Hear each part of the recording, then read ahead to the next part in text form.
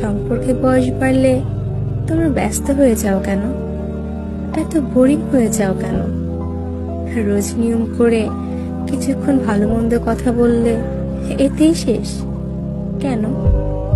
মাঝে মাঝে হঠাৎ কল দিয়ে বলতে পারো, আমি তোমাকে মিস করছি, তোমার কথা খুব মনে পড়ছে।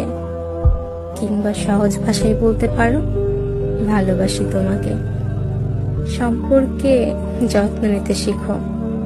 প্রিয় মানুষটিকে নিজের সর্বোচ্চটা দিয়ে আগলে রাখো।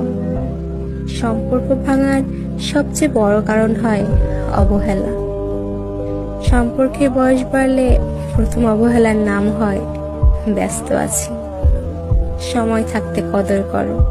হারিয়ে ফেলার পর কখনোই তার ফিরে পাবে না। আফসোস তোমার সমুদ্র সমান হলেও না।